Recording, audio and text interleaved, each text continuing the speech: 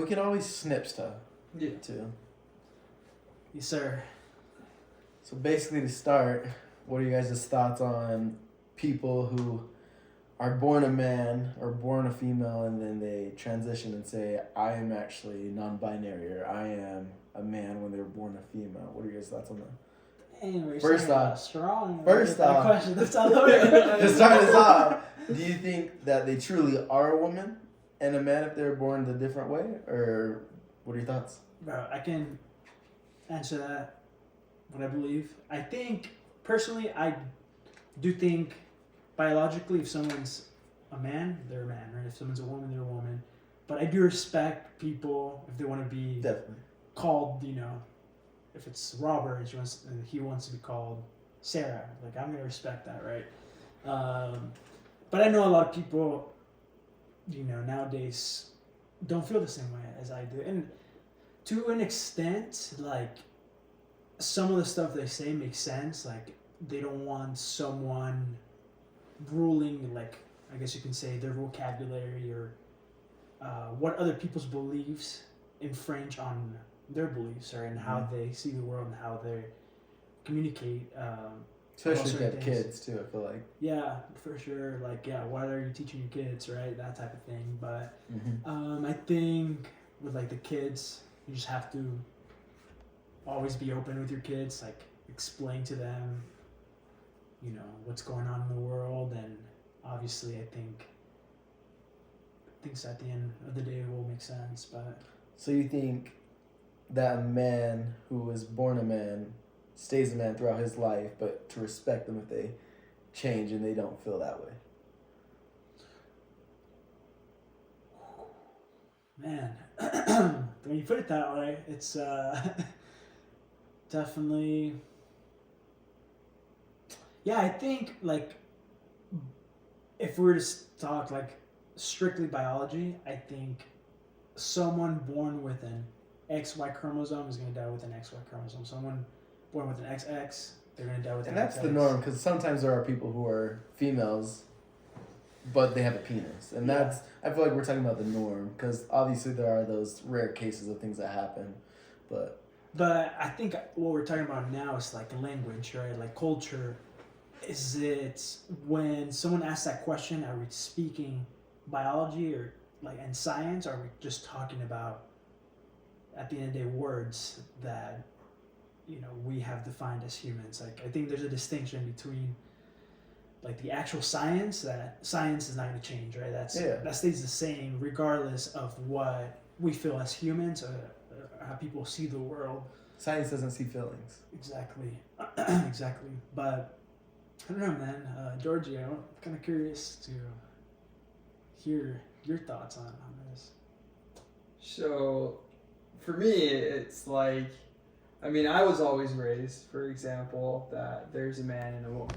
Okay. And that's how I was as well taught when it comes to, like, religion. A man was created, a woman was created. And so, for me... Oh, by the way, you dressed as a girl when you crossed the border, right? We'll get to that. Yeah, We'll talk about that. yeah, I did dress. I did dress as but it wasn't my choice. Anyway. He cross-dressed like Winnie. What you talking about? It wasn't my choice. Anyways, so the way I was raised, it was like, there's a man and there's a woman. That's how it was created. And as well, like, as a youth, going through church, we always talked about men and women. That's it. So now today, what are your thoughts? So we never really discuss about the others. The other, not to say that in any The others. offensive way, but we never talked about the other, like, non-binary or transgender.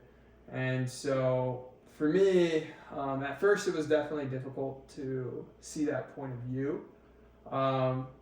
But as I grew older and I started being more open-minded about things, as long as it doesn't affect my life, I have no issue with it. If someone wants to classify themselves as a transgender, or even, like, non-binary, or even if it was a male who wants to be a woman, then, it's really up to them. Like, it's not going to affect my life in any way. But if it were to affect my life, it would be at first very difficult for me to accept, just because like growing up in the LDS church, once again, we were just never really talked about it. We weren't discussed about how we should love others in that way. They always say love thy neighbor, but they didn't really specify as how to love thy neighbor. Yeah. Especially with these new things that are showing up in today's world that we didn't really experience as much back then. And so I guess that's what the question for me is, like, what is making, these new things come out in today's world? What's hard too is like a lot of the times you're not aware that you're being offensive to someone. Like just now you said like there's a lot of these things coming out in the world today. I feel like someone could take offense to that, like, oh, like he used the word like things, or like I don't know in what context you meant it, but I guess my point is just like sometimes, a lot of times, we don't even realize we're being offensive, or like we can be offending someone. And I think it's all intent though, because like if you're not being malicious, I don't think people are like, if I don't know that you're a he or a they, and I say, how can I help you today, sir? And I don't know that you're a they instead, like it's not maliciously. So I feel like you could be offended, but it's just communication. If I don't know that, how am I supposed to know that you're offended? For sure. But Yeah, no, I agree with that, especially because, for example, I had an experience with one of my coworkers. They told me a story where they were talking to a customer and they were just like calling the person a sir, and the lady was a man, but he was classifying identifying as a transitioning over to yeah, and she really struggled with trying to not call him a sir because he had a manly voice. Mm-hmm. And at first, yeah, it was very difficult until the customer decided to bring it up to the table and just say, hey, I'm actually a she, so call me a she. And so I just feel like it's not intentional if we're not aware of it. Do you feel like you would call them a she? Even though if they asked me to call them a she, I would. Yeah. I guess it all comes down to what is the definition of a woman? Yeah, I think it's well, the chromosomes, right? Like, what is it? XX, right? The XX is a woman. Mm-hmm. So I think fundamentally that's like what I believe to be a woman. But do you think someone could take that offensive that you're trying to classify it in a science way? For sure. Because it sounds like it's logistics, a logical thinking. Science is pretty logical. Yeah. So you're kind of just believing in science, but I think people can find offense to that for sure. Yeah, I think, and I don't mean it. Obviously, I'm going to be respectful of, at the end of the day, of what people want to be identified as and called, and I'm going to call them by that. But at the end of the day, I guess it's just what, like, I believe. But hopefully, people don't take offense to that. But yeah. So to add to that question, do you think people are more sensitive in today's world, like as they're taking things even more offensively, like easier, like it's easier to get offended nowadays, if that makes any sense? Yeah, I think so. But I think we kind of live in a world where everything's so easy now. Like I work from home, like I get up from bed and go to my desk and start work, and I don't have to get out of the house if I don't want to. Like I can order food to be brought here, entertainment, like it's all here readily available. And so I feel like in a sense that kind of has made us a little bit soft, if you can call it, as a society, just having things like so readily accessible and available for you. That I think, we don't have a hard life. If you go back like 100 years to how people were living back then, like pretty easy life. And I think that's just a byproduct of like what we're seeing today, of like how some people call this generation like pretty soft. I think it's some of those things probably factor into it. Do you think social media is a huge role into it? Because think about it. Like back in the day, you would be communicating more often face to face. You know, you're walking on a trail, you see someone, and you end up communicating face to face. So if you normally say something to someone during that time period, they didn't have more time to dwell on that statement. For example, in social media nowadays, if you were to say something to me over social media, I have more time that I can think and ponder about, oh, I'm actually offended about that. Yeah. Does that make sense? Maybe that could be a thing. Or also just the fact that people can say whatever they want, but if I Behind bet the you screen? behind the screen, but I bet you if you find them like on the street and it's like I bet you they wouldn't tell that to your face, like whatever they're typing. So people can basically say whatever they want online and have time to think about it as well. But So do you think that social media has been a very big push for people becoming more sensitive in today's world, or what would you classify and simplify that down to one main thing? I don't know about that, about social media having a role in people becoming more soft or like more sensitive. I don't know. What do you think, Bryson? Yeah. About social media making people more sensitive? Yeah. I just think it, like Raul said, people are behind a screen so they can say whatever they want. And maybe it makes people more sensitive, but I feel like it's in person where they're more sensitive and they get offended easier. And I feel like people don't like talking about confrontation, but I feel like confrontation is good in the right way and the right arguments, because when you don't talk and there's not communication, that's when there's issues, I feel like, and people just start having fights and wars and stuff. So that's what my thoughts are. I can tell you other things that have negative effects that come from social media, like people on social media, higher levels of depression. Obviously, they are getting like a constant hit of dopamine. So like,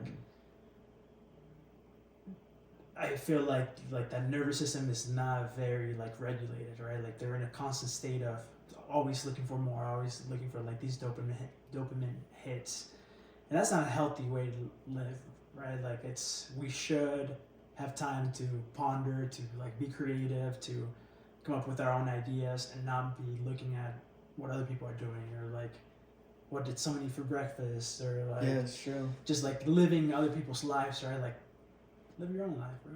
Yeah. Yeah. No, I get that. And I also feel like a lot of people feel like the man and what a man was compared to, like you were talking about a lot of years ago to now. Like men used to have to go hunt. They used to have to provide and stuff. But now, today's age, it's so different. People feel like men should be submissive to women, and that men don't have to be strong, and that men don't have to do a lot of things. And I feel like the role of the man has changed a lot from back then up until now. And I don't know, it might be because of social media, it might just because of how the world's changing, but Yeah. it's interesting. I like the like whole, I don't know if you can call it like a movement, but just like the empowering of women. You can see it in like the corporate world, like trying to get more women into, you know, executive jobs or like higher paying jobs. And I think that's all good stuff, because obviously like women have skills that as us guys we just don't have, or they see the world in a different way, and I think it's very beneficial.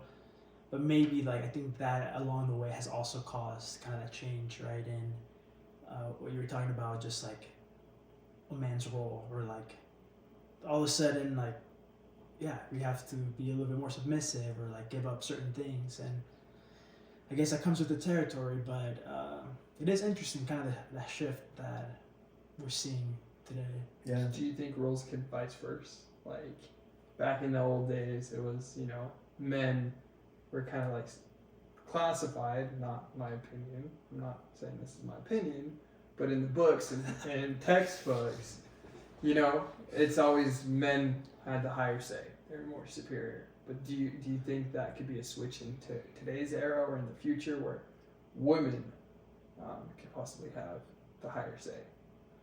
Dang, the whole thing about like superior. I feel like that's a culture thing too, though, depending on the culture. Would you say in the American Yeah. culture, or would definitely. you say in other countries as well? That Like- it was like that before, or that that it's that way today.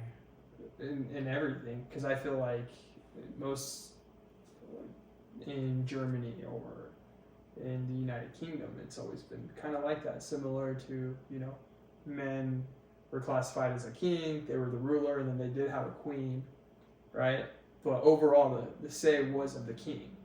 I wonder because then, like, I always wonder this with the game of chess. Mm-hmm. What's the most powerful thing on the board? It's the queen. And I feel like, yes, the king might look powerful, but I feel like at the end of the day, like the queen was usually like the most powerful one too, actually. Mm-hmm. Which I feel like that's why it's brought over into chess like that. But I don't know. Yeah, it's just like very influential, right? The queen, the women, Mhm. and you know. Behind closed doors, usually they're the ones who are making the decisions. Exactly. Yeah. Yeah. No, that's true. So what position do you think that would put men in the future or in today's world? You know, because past history, we had our rules, right? Yeah, I think there's definitely. And I agree, like, you know, women should be definitely growing, and I do like this movement as well.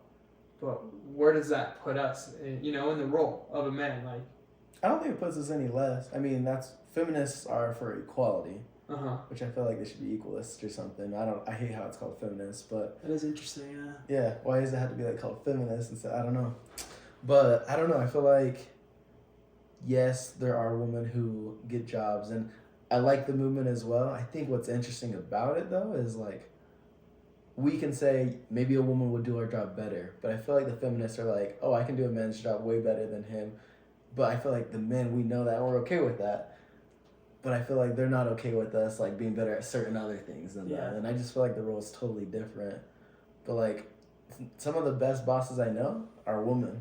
For sure. And the best executives are women. So I'm like, I'm fine with it. So I think it just depends on who can actually perform the job better too. Yeah, my boss is a woman, and she's a rock star, man. Yeah, she's someone I look up to a lot. Shout out. Yeah. But it is interesting, yeah, just this whole movement, and yeah, I don't know. It's I think a topic we can probably spend on like a long, really long time for sure. Do you guys think there's a pay gap? I think the data suggests there is.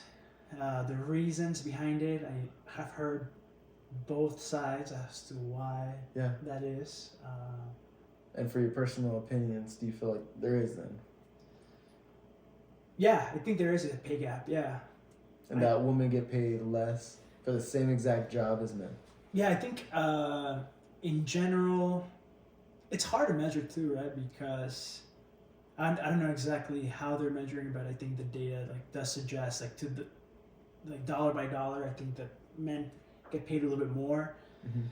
The reason why I think is where it can get pretty dicey, like talking to maybe a lady who really feels strongly about the topic, and I don't know enough about it to say I can share some of the things that I've heard. A lot of people suggest that men work longer hours or work more dangerous jobs. Mm-hmm. Yeah, women traditionally have stayed at home more with the kids, and maybe when they return to work, they don't have as much of experience, or they haven't built this experience because they've been at home with the kids. I don't know if that's the reason why. I think it's a good thing that obviously you should be paid for your skills, right? For your experience, regardless of whether you're a man or a woman. So it is interesting, these whole two sides. Is I don't think we should be working towards the same thing, but where it does get dicey is why the reason people more feminists believe that is the whole patriarchy, right? It's a system. It's been set up for women to not succeed, but I don't know what the case is. I just know that I think that there is somewhat of a pay gap. Yeah, no, I get that. For me, it's kind of hard to give an opinion because overall, in the industry of work, we're not really allowed to discuss about our earnings, how much we make. And How do you feel about that, bro? Do you I feel like you can talk about your earnings. It's not anywhere that you can't, unless if you sign an NDA. But but for me, It's becoming more common. if there's because my entire team currently, they're all men, right? But it would be very difficult for me to actually like give a full opinion if we didn't if we had a woman on our team and I knew how much she was making and we did the same type of work. For me, I would understand definitely you should be paid the same amount as me. What if she got paid more? Then that means Good that for she has her, more bro. skills. Yeah, That good means for she her. has more skills than me Definitely. that she has to offer on the table, and that's perfect. I have no issue. But as what Raul said, the data behind it, it's pretty difficult to dice with because the biggest conflict that's happening in today's world, war, right? With Russia and everything like that. I've been reading so many articles what's going to happen back to if we end up going to war. What's going to happen? Men are the ones going to be the first one to be shipped out. Yeah, we're not going to deploy all these women. But should we? But I also think because we're all wanting to be equal, shouldn't we all be deployed? Because it's equal. We're all equal, right? But back in the time with World War II, when that happened in Vietnam, all the men were being shipped out, and I'm not trying to be stereotyping. When you women. say shipped, I don't know. It sounds like Amazon, bro. It's like they get that Amazon Prime, bro. I mean, but back when men were deployed, back when we were in war, women were staying at home, taking care and raising children, making sure everything was set. They're usually getting supplies and stuff too. I guess they never really discussed in history the other things they were doing. Some of them may have been working, I think a lot. But of from women my are understanding, during the war, when you were in the military, they were probably receiving some of your funds for being enlisted and so forth. I'm not really too knowledgeable about how that works, but You know what I was thinking I'm about? curious to how it's going to work if we were to go to war. Would women join us this time, or would That's interesting, would yeah. they stay while we go and fight? And I guess the other thing that's tricky with this genre that we're talking about is war. It's an interesting topic just because we've seen a lot of history behind war. We see what it does. Is it truly worth it? For sure. No, I think to your point of women being sent out to war, one thought that I had was if you're the commander in chief, I don't know who makes the decisions of who gets sent out, but logically speaking and thinking, you've heard of these stories of women wanting to compete with men and it's not I think science would suggest that men are stronger, right? They're faster, can jump Just higher. genetically. Yeah. So if you were commander in chief, would you, knowing that, would you send the same amount of ratio of men to women, knowing that you can probably, I don't know, Achieve more? achieve more? Yeah. It's interesting, right? Because it's women could be sent out, but at the end of the day, this is not to demean, obviously, I feel this can be taken, oh, you're saying, we're not as strong. I'm not saying that. Yeah, it's, in certain things, it's sport, I think sports is a good, indicator of that, right? I think there's been times where, a national women's soccer team played a high school boys soccer team, and They lost. yeah. I'm not gonna say the score, but But yeah, it is. Yeah, it's interesting to kind of think about that. And so, do you think that men who are transitioning to women can play sports with women? Do you think that's wrong? I don't know about wrong. I think they should probably have their own League. Yeah, their own class or. Do you feel like that's disrespectful? But I also It could be disrespectful. Yeah, for sure. Well, not think they're women. They say they're women. But I feel we're back to that classifying. If we're making a specific class for them, we're classifying again. We're back into that cycle. Yeah. That's the cycle of classifying. We have men, we have women. and we have other people that believe they're different. Which, I mean, it's their beliefs once again and it's acceptable in my perspective. But we're back in right now. Transgender people that are gay. They are trying to make a movement where they shouldn't be classified anymore. Like they should be accepted. Mm-hmm. But I feel like that goes to your comment as to, do you think we should, or was it your comment that we should probably make another separate class? We're back to that classifying stage. Yeah, maybe that is not the best outcome or best thing to do. I don't know what the best thing to do is. We just know that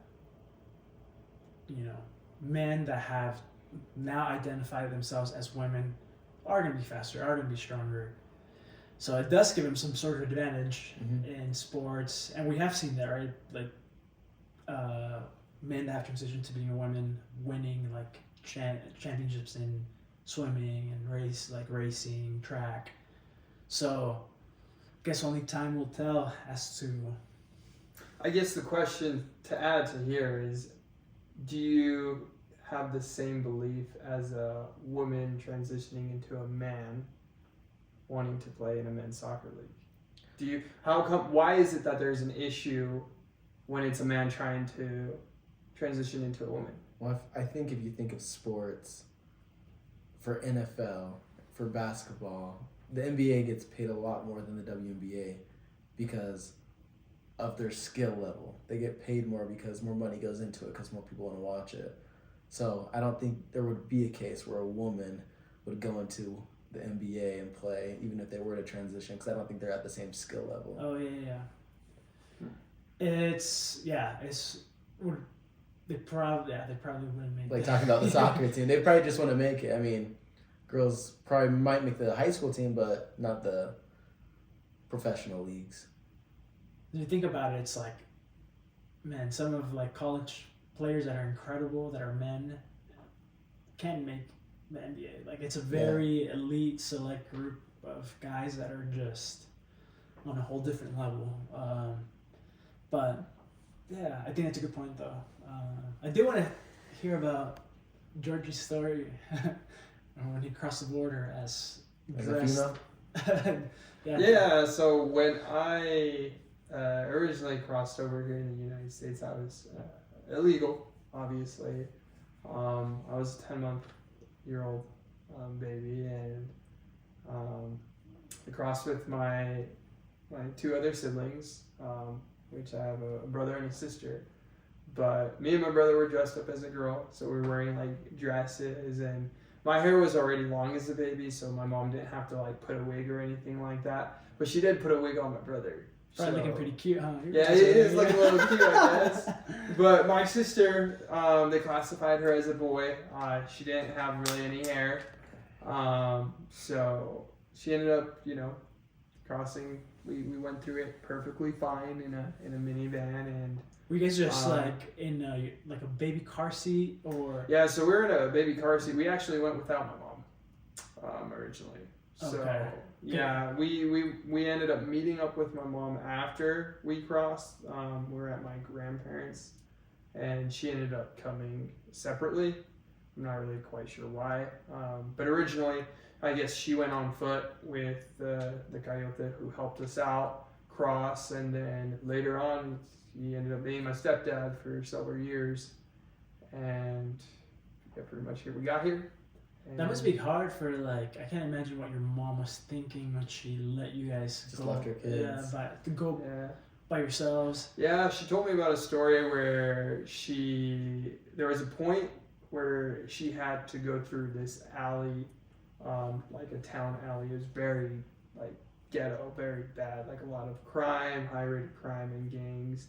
And she was like, I just can't do it. So she took a different route.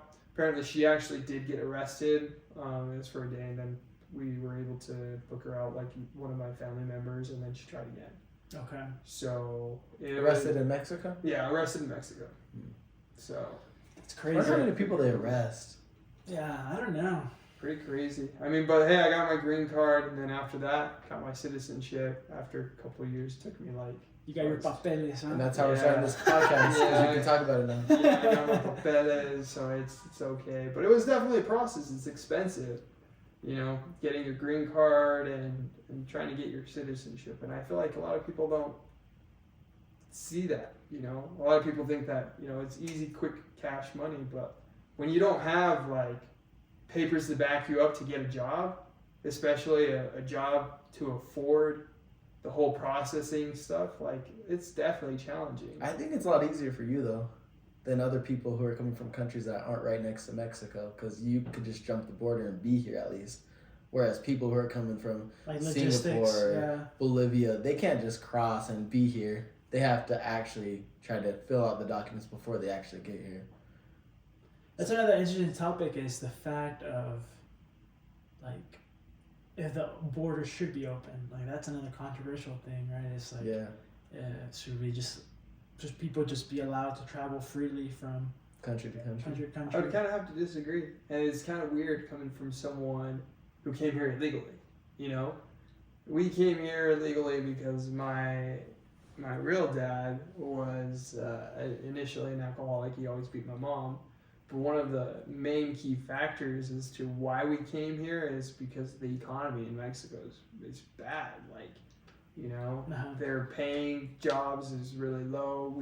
If I would have stayed there, bro, I would have been one of those little kids that was selling, like, gum on the side of the freaking, next to the border. And I think that's crazy. And so I just feel like do you think we should open the border? I don't. I feel like what we should actually implement is kind of like a background check to see if that specific person qualifies as to, like, if they've had any, like, previous crime, which I know we already have stuff like that, but more of an in-depth one. That way we can speed up the process and get someone through it. What if we didn't pass that background check? Here's the thing, though. What would actually, have you guys asked yourself this question? What would actually happen if we opened the borders? Like, what would, let's say, how many people would come in, and just like how many crazy people would come in, but also would they have the skills to stay? Like, can they make it in America? I feel like if you look at it from that perspective, people should be given a chance. Like, hey, you're able to come in and, like, make it as a gardener or like construction worker or whatever you want. Like, hey, I think Mexicans have a lot harder of a work ethic than a lot of these Americans do. But so I do think they could make it. I also think, though, Americans, we Americans, like, at least the bigger companies would probably take advantage of it.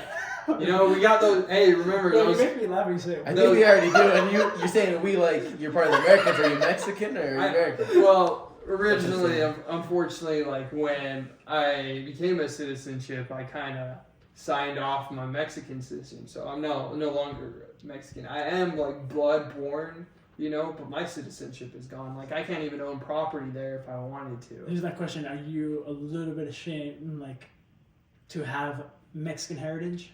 Do you feel at all like some type of way about? I feel like sometimes I'm not ashamed, but I do feel like I get judged for sure. And sometimes I feel like we're just classified like, yes, we're hard workers, but we're not intelligent. Like, we'll work hard for our money, but we won't find smarter ways to get money. Does that make sense? Or like for example, I'm in college right now. You know, I'm about to graduate and everything like that. But every single time I'm on campus, I'm always looking around. I'm very observant of my surroundings, and I just notice, like, the groups. You know, and by me saying groups is like, you know, we have Americans or whites, we have Asians, we have Mexicans and stuff like, and black people. But as I walk around campus, I'm seeing a lower amount of Hispanics, you know, being on campus. Like, I just don't see a lot of people being educated as, like, whites or even Asians or black people. And to that point, though, you don't always need college. That's what I have to say. I don't think that Mexicans are not as intelligent. I just think when they come here, especially when they come illegally, they can't get the right jobs at that time because they don't have the citizenship status. So they have to work the other jobs that might not be a banker, or they might not be in finance, or they might not be in IT, and they might be working out in El Campo, and they might be working at McDonald's or something like that, places that pay them under the table. So I don't think it's that they're not intelligent. I just think it's where they're at in their life and what they can and resources, can't do. Just the language No. barrier is a big one though. Too. Yeah, no, I get that part. I just feel like, if we opened it, let's say, for example, like the economy and open our doors and stuff like that, I honestly think companies would probably take advantage of it. Like, you've heard of the Chinese, When you say take advantage, what do you mean? just they would be Like work visas or overworked. They would be overworked in obviously not harsh environment conditions, but definitely they would be overworked as far as like hours, and they'd have like a lower paying, I mean, And when I you say understand it's lower because paying though, it's interesting because the minimum wage in Mexico compared to here, I think they'd be willing to take that lower pay just because it's better than any other thing that they could have gotten. until they live the lifestyle that it's expensive to live in the United States. Definitely. That minimum wage would not cover at least living here in Utah. They would Yeah, have to move it's to true. like. That's why a lot of parents both work, because they need to Mm-hmm. in order to make ends meet. I mean, it's better to get that $7.25 here in Utah than $2 or $10 for the day in Mexico. I don't know. I've heard other scenarios where it's been more difficult here to at least survive and get food. It's interesting though because parents are willing to get here so that they can have a better future for their kids. Yeah, there's more I don't- definitely more potential for A sure. lot more potential. Like Although it might be harder, but yeah, no, I feel like even Georgie and I are like living witnesses of things. Yeah, I probably wouldn't be living my lifestyle if I was in Mexico. But would you say you had resources that got you to where you are right now? Yes, absolutely. Like I think the LDS church is a big one. Just my tuition being what do you call it? forgiven by Biden? No. I paid for my whole subsidized, right? That's the right word. It's like I did pay for my tuition, but I didn't have to pay for the full amount because I'm a member of the Church of Jesus Christ of Latter-day I didn't know they pay education. Yeah, they paid a percentage of. Really? So Is it because you went to BYU Idaho or? Yeah. So all BYU's I think tuition normally is like $7,500, $8,000, but a student who's a member only has to pay like $3,000. I don't know what tuition is nowadays, but $3,500. So if you're not a member of the church, because I paid like $2,500. Yeah, and so it's subsidized by tithing. So It's interesting. yeah, so I think in that sense I did have resources. Like that was, how many people can say they paid? I probably in total paid like $20,000 for my degree. In some schools that's one semester. Like some schools out in California, like students pay that in one. Which is crazy too. Yeah. So are you saying that you have to join the LDS church to get that sweet deal? Is what you're trying to say? No, man, you don't have to. That's just It's a loophole. Yeah, that is a. Hey, that's us. Yeah, like I'm debt free. No, like as far as like college or like college tuition, I don't have any debt for that. And from that, I feel like I got a pretty high earning job, and it's been working out so far. So But would you say you not also everyone, gets that that chance though. So I definitely feel very. very Did you have blessed. other resources as to father, stepdad? Did they help you in any way? Like income? Just to No, for sure. I think to exceed. to succeed. Yeah, Or to like, succeed, I would say. Yeah, I think so. My dad, he has his own construction company in California. That he started when he got here? Yeah, Okay, so Yeah. for So ground. So he also came here illegally, or yeah, exactly. Okay. Yeah, I can tell you the story here in a little bit, but basically, yeah, he has a construction company, and that's how I paid my way through college. Is summers I would work with him in construction, save up, go back to school. Next summer, do the same thing, or any break I had, I would go and work construction, and that's how I got through school, man. And I think it's very doable. If there are like members of the church out there like watching, that's one thing you can do. It's like tuition is pretty inexpensive at the BYU schools, and if you just hold a job for a summer, some people do summer sales. I hear that a lot. Yeah. So people. It's interesting because we have two different stories. Because you go to BYU, or you went to BYU. I go to Utah Valley University, and so we don't get those benefits of you know, The subsidized tuition. yeah, like we have scholarships and things that we can apply for, but you know, sometimes people don't really want to go through those loops of trying to apply for a scholarship and possibly be, you know, declined and stuff like that. But also, you didn't want to go to BYU, right? I didn't, and it was actually very difficult. The really reason I couldn't is because I have to separate education from the church, and BYU, I felt like they're kind of trying to drill you with religion, which don't get me wrong, I'm a religious person. I just like to balance it out. Yeah. You know, I know that we should think about God every day and stuff like that, but I definitely, me personally, I would like my education separated from religion. Like I know, for example, you guys had to take a few, you know, religious classes and stuff like that. Yeah. And I actually explored BYU as well, Idaho, and you know, a few parts of the campus they have like pictures of Christ and Joseph Smith, right? That's right. Yeah. See, and with me at UVU, we don't have that stuff. It's complete different culture. Like, we have like living the party life, or what? We have a religious. We do have like a religious building which is called Institute, but that's separated. Like they don't drag that other stuff throughout campus, you know. So it's definitely. It's definitely a private school for a reason too, of why it's a religious school too. But it is interesting because they pray before every class and that's kind of when you get accepted. You kind of have to sign, you know, the honor code is what they call it. Kind of abide and live by this list of rules, which are pretty like. Someone looking from the outside world is like, wow, that's a lot to go to that school. Yeah, live by. But let's be honest. If you're taking a test, you're probably praying already. Exactly. I know I did a lot for sure. But no, I enjoyed my time up there. I see your point of separating both and how, in a sense, it does feel like, you know, BYU is kind of indoctrinating its students, and. I mean, at the end of the day, like, I'm glad I went there and got my education and it worked out. It was a good time. Yeah, you went there as well. Would you say you kind of experienced for a little bit, right? One semester.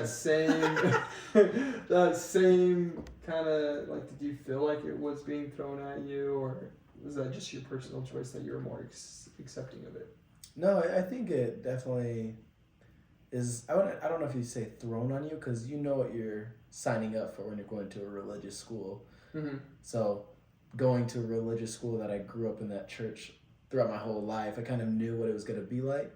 I kind of knew what pictures and stuff. It feels like you're in a church when you go into their schools. Mm-hmm.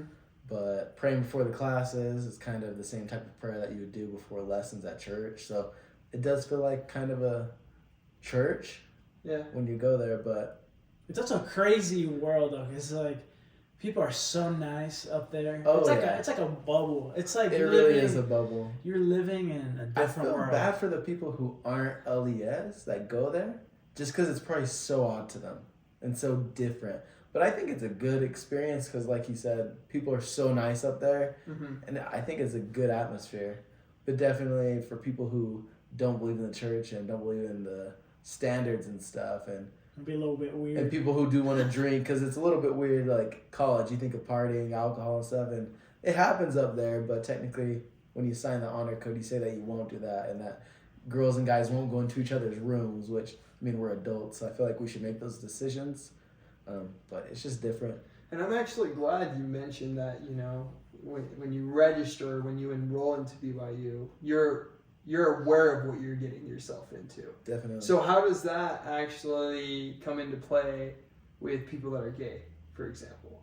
Because we all know that. Well, a lot of people I feel like don't come out of the closet, like that go to BYU. Yeah, I know a lot of people that went to BYU, finished school, and then like years later are now like saying, you know what, I'm actually. Have same gender attraction, Well, there's a lot of protesting that goes on up there too, and at BYU, because if you have same like gender attraction, you cannot show it at school because that church doesn't believe in it. So Yeah. it's just interesting. But I guess my question to that was, what do you think? Those people are aware of what they're getting themselves into? Yeah. And now we're having these protests. Do you think that these protests should really be happening if they're aware of what they enrolled themselves into, as what you said? I think when you sign something and you read exactly what you're signing for, so those people willingly saying, I will not have, not same-sex attraction, but actually acting on that, because it's fine to have feelings and feel that way. Mm-hmm. But I think when you're signing saying that you won't act upon it and that you won't do it, I feel like it's a lot different. So I feel like if they know that that's the standard and that they can't do it at that place, why would they go there? Why would they want to go there?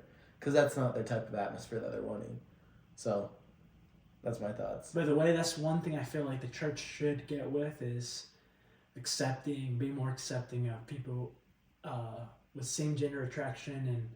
And I know, like, fundamentally the doctrine says, like, you can't, like you said, you can't act on it, but it's a hard life, man. Like, imagine you, like, if you had same gender attraction, living your whole life without basically a companion, right? Someone to experience life with, and like it's a hard life, lonely life, and I feel like I think that's just my belief, though. I think they should be accepted, however they feel, however they want to act, however. I think they are accepted. I think their actions aren't. Yeah. That's my thoughts. But that's what I'm saying. I feel like I personally think that should change. I feel like The actions aren't bad. that they should be able to act on whatever they want. And I think it's just the standards of the church, though, because it's like, what is another thing that you can't do? Like drink alcohol, coffee. And this is the thing. It's like, in the church, we don't. I mean, we accept the people. We don't accept their sins, I don't think. And I feel like that is one of the sins in the church. So, like, drinking is the sin of the church. That you shouldn't be drinking and stuff. We accept the people. I love everybody. But at the same time, it's like, you don't support what they're doing. Yeah. And I do think it's hard because, who wants to live the life alone, especially when they do have that same-sex attraction? But I feel like if you have that, I probably wouldn't be part of the church. I mean, it would be really hard to be, especially if you have that same-sex attraction. But I think where it gets hard is if you truly do believe in the church, but you have that attraction. Because, they don't really, I don't feel like they fully accept who you are. Even though they do, they just don't accept what you're acting upon. Do you think people eventually that have same gender attraction stop believing in the church after a long period of time because of these feelings? Like, you know what? Like, maybe the church isn't right when it comes to this. Like, and I feel like we're seeing that a lot lately as to like people leaving the church because like, hey, I'm gay. I can't act on these things, and I personally feel like it's okay to act on these things, and maybe the church is not a. Do you think that's one of the leading reasons why people with same gender attraction are leaving? I think it depends on the person, because I think everyone has their own beliefs, and maybe some people do believe it, but they're like, I don't know, because some people might say it's a temptation, and some of those people might just have that feeling, but my thoughts are, they might just leave the church because they don't want to live the church, even if they do think it's true, for the rest of their life. But in the LDS church, I mean, if you think about it, this life is supposed to be a teeny, like, little part of your, like, whole eternity. So I feel like this life is a test when you're talking about the LDS religion. So I don't know, it's hard to say that, like, they're just gonna pretty much. So what you're saying is that there's people that are still believe in the church, but decide to leave to be able to act on the things, but also people that don't believe it anymore. Yeah. Because of the teaching. I feel like there's both. Yeah, I think so. Do you think it gets even more harder or difficult because being in an LDS church, most of the times you serve a mission, right? And so you're preaching and teaching for 2 years, which both of you guys did serve, right? But wouldn't you say it's more difficult, to come out gay after, you've been teaching others and... Oh, absolutely. I think, and that's another reason why I think there's such a dilemma with like being raised any type of religion, like not knowing anything else in your life, basically, because you're from the moment you're a kid, this is all you know. You go to church, you read scriptures, you pray. So I feel like there needs to come a point where you're like, it's like, hey, maybe there's more to the world than just this religion. And I think a lot of people do realize that. It's like they'll go on their even through their missions, like they'll go through their teenage years, keep going to church, people go on their missions. Some people do fall away right before the missions, but and then people eventually, once they come home, like start realizing, like, hey, you know what? I have never had any other, like, I've never studied other religions or, you know, just been able to think for myself. And I think that's when people start realizing, like, hey, maybe the church doesn't have it all right. Maybe there are things. Do you think it's messed up that these kids go out and teach these people all these things that they don't even know if they're true or not? Like, if they go out and not knowing for sure, like. Well, I don't think you'll ever know for sure, because I mean, no one knows if God's real. Yeah. But do you think it's wrong of these kids who go out because they're pressured by family and by certain things in their life, and they say you should live this way, and this way, and then they get home and they don't live that? I think it's pretty messed up if kids, like parents, force their kids to go when the kid doesn't have a innate like desire to go on their own. Yeah, I think that's pretty messed up. But I don't know, more like so on the parents and the church as a whole. But what about the kid? Because I feel like he has the option if he wants to go or not. Because I mean, like, you're 18 by that point. If you really wanted to, you could leave the house. It'd be hard, but Yeah, I mean that's another, you know, point on its own is like how some parents like support is contingent on them kids going to the mission. Like, hey, I'm not gonna support you financially unless you, which is fine, right? At the end of the day, the parents can do whatever they want. But I do see it a little bit problematic. Like, I don't think you should handle things that way, in my personal opinion. But on the kids' end, like, yeah, you're like a kid. You're 18 years old. Like, you don't know what you're doing. You don't know. You probably maybe had a part-time job, have gone to school, have done what your parents told you to do for your whole life. So it's like you don't know anything about life, right? So I think for the most part, kids are just scared, and I think they just go on missions. Like, okay, I need my parents' support. Like, I need to make them proud or whatever. And so a lot of people go on missions for these reasons. Do you feel pretty judged for not going on a mission? I do actually, all the time. Why? You know, after I graduated high school, you know, normally I was supposed to go on a mission and I ended up going. And so normally when I like date, or when I was dating around at that time, that was one of the primary questions I was always asked. It's tough. And especially by parents. They're like, did you go? And were you an AP? Were you a zone? yeah. And so it was always difficult because you could definitely like notice that the environment mood has changed a little bit. And especially from like past other friends that I used to have, like they. Oh, you didn't go on a mission. You're not getting any dessert, bro. Yeah. you ain't sitting at our table. Yeah, that's why you didn't go BYU. So it was always difficult because I did feel like judged. I didn't serve. I truly didn't feel like I was 100% there. So I just felt like I should have not, you know, been preaching and serving in reality. And so I do feel judged. Yeah. Did you feel guilty for not going? No. I actually prayed about it, you know, did my patriarchal blessing, which is something that most of us get, and I felt inner peace from it, and so I don't regret it. I don't. Are you sure that was from the Spirit, though? I'm positive. No, I don't know. I feel like I would regret it more if I went with not having the desire to go. You know, I'm forcing myself to do something that I don't fully believe in. Yeah. I felt like back then it used to be like, kind of like, he would say it's like a commandment to go. If you didn't go, it's like really bad. But I feel like it's really just strongly encouraged. Yeah, no, I think we've changed the phrasing a little bit. But yeah, I think some of the best people, they didn't go on missions. You know, Like me. Yeah, of course. No, but yeah, for me, I think I kind of wanted to leave the house, honestly. I was like, yeah, I want to get the heck out of here. We still want to leave the house. And I was pretty excited, honestly. And I was like, me not going I never saw it as an option, really. I was like, yeah, I'm gonna Really? go. Yeah. I was just like, yeah, since I was a little boy, I'm going to go. And I don't regret it at all. I wouldn't go again. I would go again. You would? Yeah. Not like a second time. Oh, I was like, I won't. But like, See, and I had that same idea as a little boy. I'm gonna go on a mission. I really wanted to go to Canada for my mission. You know, all the way until I was like 16. I'm like, I want to go. Canada, what's in Canada? I don't know. I heard it's beautiful, but Just Drake. anyways, I always wanted to go. But as I got older, I started noticing, especially in the Utah bubble, we judge a lot. And I know we should go for the church, not for the people, right? But it was very difficult for me. That's interesting. I feel like people judge, but I feel like that's life. I feel like, why do people care?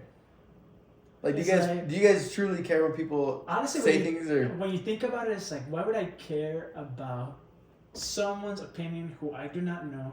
And don't care about. They don't know me.